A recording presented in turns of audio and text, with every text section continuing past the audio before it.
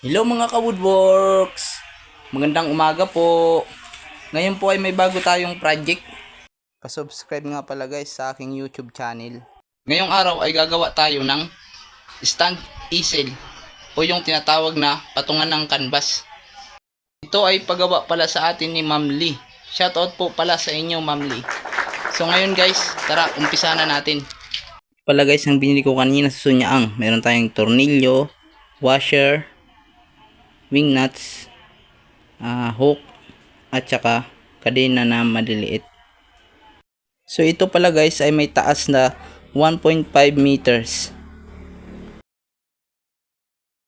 Ngayon ay guguhitan na natin gamit ang ating lapis at eskwala.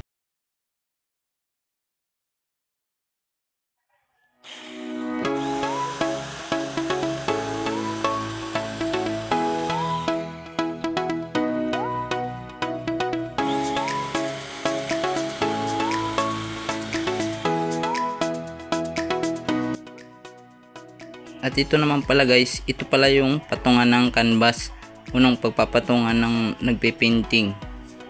Susukatan natin ito ng 2 feet.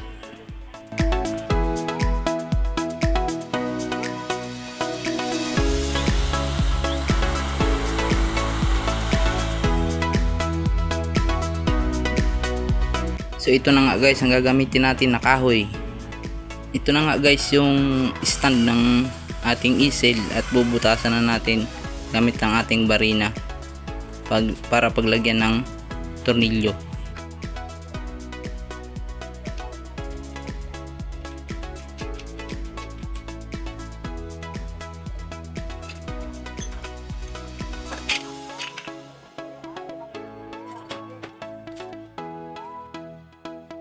Naitayo ko na guys yung stand ng ating easel. Pasensya na po malikot yung ating camera dahil ako mismo nagbibideo.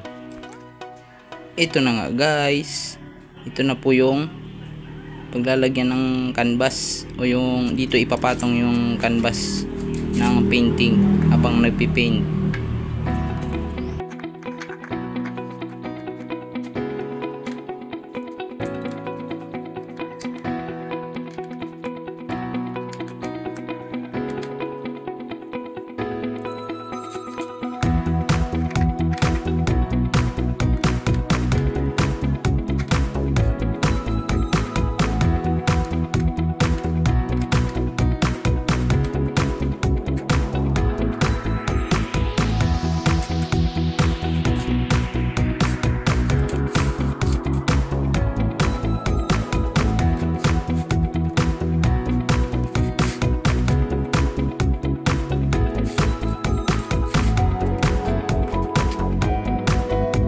Naitayo na nga natin guys itong ating stand easel.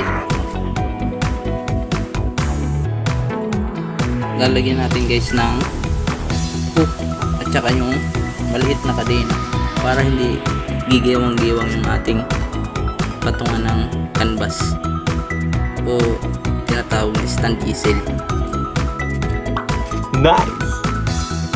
So ayun guys, pinapawisan nga ako sa pag-a-assemble nitong stand ng canvas. Maraming salamat guys sa panonood. Sana meron kayong natutunan. Paki-like and share naman po. Salamat po.